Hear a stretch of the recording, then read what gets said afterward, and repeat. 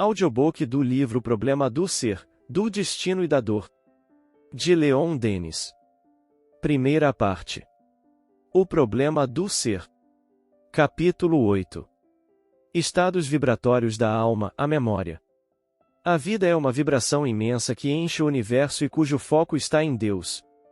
Cada alma, centelha destacada do foco divino, torna-se, por sua vez, um foco de vibrações que hão de variar, aumentar de amplitude e intensidade, consoante o grau de elevação do ser. Esse fato pode ser verificado experimentalmente. Toda alma tem, pois, a sua vibração particular e diferente. O seu movimento próprio, o seu ritmo, é a representação exata do seu poder dinâmico, do seu valor intelectual, da sua elevação moral. Toda a beleza, toda a grandeza do universo vivo se resume na lei das vibrações harmônicas. As almas que vibram uníssonas reconhecem-se e chamam-se através do espaço. Daí as atrações, as simpatias, a amizade, o amor. Os artistas, os sensitivos, os seres delicadamente harmonizados conhecem essa lei e sentem-lhe os efeitos. A alma superior é uma vibração na posse de todas as suas harmonias. A entidade psíquica penetra com as suas vibrações todo o seu organismo fluídico, o perispírito, que é a sua forma e imagem, a reprodução exata da sua harmonia pessoal e da sua luz, mas chega a encarnação e essas vibrações vão reduzir-se, amortecer-se sob o invólucro carnal. O foco interior já não poderá projetar para o exterior senão uma radiação enfraquecida, intermitente. Entretanto, no sono, no sonambulismo, no êxtase, desde que a alma se abre uma saída através do invólucro de matéria que a oprime e agrilhoa, restabelece-se imediatamente a corrente vibratória e o foco torna a adquirir toda a sua atividade. O espírito encontra-se novamente nos seus estados anteriores de poder e liberdade. Tudo o que nele dormia desperta. As suas numerosas vidas reconstituem-se, não só com os tesouros do seu pensamento, com as reminiscências e aquisições, mas também com todas as sensações, alegrias e dores registradas em seu organismo fluídico. É essa a razão pela qual, no transe, a alma, vibrando as recordações do passado, afirma as suas existências anteriores e reata a cadeia misteriosa das suas transmigrações. As menores particularidades da nossa vida registram-se em nós e deixam traços indeléveis. Pensamentos, desejos, paixões, atos bons ou maus, tudo se fixa, tudo se grava em nós. Durante o curso normal da vida, essas recordações acumulam-se em camadas sucessivas e as mais recentes acabam por apagar, pelo menos aparentemente, as mais antigas. Parece que esquecemos aqueles 1000 pormenores da nossa existência dissipada. Basta, porém, evocar, nas experiências hipnóticas, os tempos passados e tornar, pela vontade, a colocar o sujeito numa época anterior da sua vida, na mocidade ou no estado de infância, para que essas recordações reapareçam em massa. O sujeito revive o seu passado, não só com o estado de alma e associação de ideias que lhe eram peculiares nessa época, ideias às vezes bem diversas das que ele professa atualmente, com os seus gostos, hábitos, linguagem, mas também reconstituindo automaticamente toda a série dos fenômenos físicos contemporâneos daquela época. Leva-nos isso a reconhecer que há íntima correlação entre a individualidade psíquica e o estado orgânico. Cada estado mental está associado a um estado fisiológico. A evocação de um na memória dos sujeitos traz imediatamente a reaparição do outro. Dadas as flutuações constantes e a renovação integral do corpo físico em alguns anos, esse fenômeno seria incompreensível sem a intervenção do perispírito, que guarda em si, gravadas na sua substância, todas as impressões de outrora. É ele que fornece à alma a soma total dos seus estados conscientes, mesmo depois da destruição da memória cerebral. Assim o demonstram os espíritos nas suas comunicações, visto que conservam no espaço até as menores recordações da sua existência terrestre. Esse registro automático parece efetuar-se em forma de agrupamento, ou zonas, dentro de nós, que correspondem a outros tantos períodos da nossa vida, de maneira que, se à vontade, por meio da autossugestão ou da sugestão estranha, o que é a mesma coisa, pois que, como vimos, a sugestão, para ser eficaz, deve ser aceita pelo paciente e transformar-se em autossugestão, se à vontade, dizemos, faz reviver uma lembrança pertencente a um período qualquer do nosso passado, todos os fatos de consciência que tem conexão com esse mesmo período desenrolam-se imediatamente numa concatenação metódica. G. Delany comparou esses estados vibratórios com as camadas concêntricas observadas na seção de uma árvore e que permitem se lhe calcule o número de anos. Isso tornaria compreensíveis as variações da personalidade de que falamos. Para observadores superficiais, esses fenômenos se explicam pela dissociação da consciência. Estudados de perto e analisados, representam, pelo contrário, aspectos de uma consciência única, correspondentes a outras tantas fases de uma mesma existência.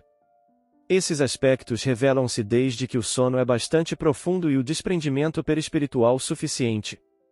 Se se tem podido acreditar em mudanças de personalidade, é porque os estados transitórios, intermediários, faltam ou apagam-se. O desprendimento, dissemos precedentemente, é facilitado pela ação magnética. Os passes feitos em um sensitivo relaxam pouco a pouco e desatam os laços que unem o espírito ao corpo. A alma e a sua forma etérea saem da ganga material e essa saída constitui o fenômeno do sono. Quanto mais profunda for a hipnose, tanto mais a alma se separa e se afasta, recobrando a plenitude das suas vibrações. A vida ativa concentra-se no perispírito, ao passo que a vida física está suspensa. A sugestão aumenta também o ritmo vibratório da alma. Cada ideia contém o que os psicólogos chamam a tendência para a ação e essa tendência transforma-se em ato pela sugestão. Esta, com efeito, não é mais do que um modo da vontade. Levada a mais alta intensidade, torna-se força motriz, alavanca que levanta e põe em movimento as potências vitais adormecidas, os sentidos psíquicos e as faculdades transcendentais. Vê-se então se produzirem os fenômenos da clarividência, da lucidez, do despertar da memória. Para essas manifestações se tornarem possíveis, o perispírito deve ser previamente impressionado por um abalo vibratório determinado pela sugestão. Esse abalo, acelerando o movimento rítmico, tem por efeito restabelecer a relação entre a consciência cerebral e a consciência profunda, relação que está interrompida no estado normal durante a vida física. Então as imagens e as reminiscências armazenadas no perispírito podem reanimar-se e tornar-se novamente conscientes, mas, ao despertar, a relação cessa logo, o véu torna a cair, as recordações longínquas apagam-se pouco a pouco e tornam a entrar na penumbra. A sugestão é, pois, o processo que se deve empregar, de preferência, nessas experiências. Para reconduzir os sujeitos a uma época determinada do seu passado são eles adormecidos por meio de passes longitudinais, depois se lhes sugere que tem tal ou qual idade. Assim, faz-se que remontem a todos os períodos da sua existência, podem obter-se facsimiles da sua letra, que variam segundo as épocas e são sempre concordes, quando se trata das mesmas épocas evocadas no curso de diferentes sessões. Por meio de passes transversais faz-se com que voltem depois ao ponto atual, tornando a passar pelas mesmas fases. Pode-se também, e nós assim o temos feito, designar ao sujo uma data determinada do seu passado, ainda o mais remoto, e fazê-lo renascer nele. Se o sujo for muito sensível, vê-se então se desenrolar em cenas de cativante interesse com pormenores sobre o meio evocado e as personagens que nele vivem, pormenores que são às vezes suscetíveis de verificação. Tem-se podido reconhecer, diz o Coronel de Rochas, que as recordações assim avivadas eram exatas e que os sujeitos tomavam sucessivamente as personalidades correspondentes à sua idade. Continuamos a tratar desses fenômenos, cuja análise projeta uma luz viva sobre o mistério do ser.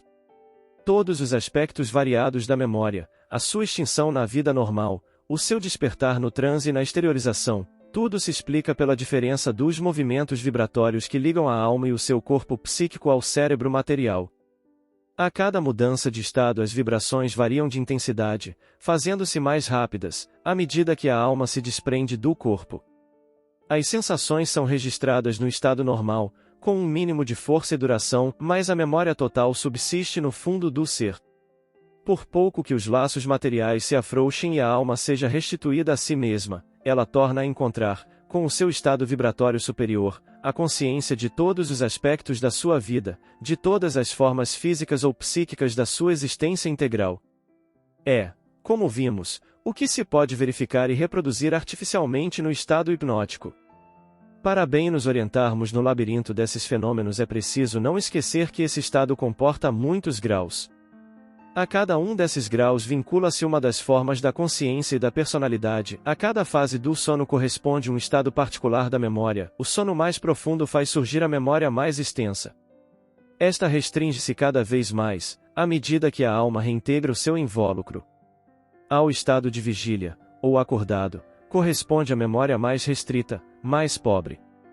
O fenômeno da reconstituição artificial do passado faz-nos compreender o que se passa depois da morte, quando a alma, livre do corpo terrestre, torna a achar-se em presença da sua memória aumentada, memória-consciência, memória implacável que conserva a impressão de todas as suas faltas, tornando-se o seu juiz, às vezes, o seu algoz, mas, ao mesmo tempo, o eu, fragmentado em camadas distintas, durante a vida deste mundo, reconstitui-se na sua síntese superior e na sua magnífica unidade. Toda a experiência adquirida no decorrer dos séculos, todas as riquezas espirituais, frutos da evolução, muitas vezes latentes ou, pelo menos, amortecidas, apoucadas nesta existência, reaparecem no seu brilho e frescura para servir de base a novas aquisições. Nada se perde. As camadas profundas do ser, se contam os desfalecimentos e as quedas, proclamam também os lentos e penosos esforços acumulados no decorrer das idades para constituírem essa personalidade, que irá sempre crescendo, sempre mais rica e mais bela, na feliz expansão das suas faculdades adquiridas, suas qualidades e suas virtudes.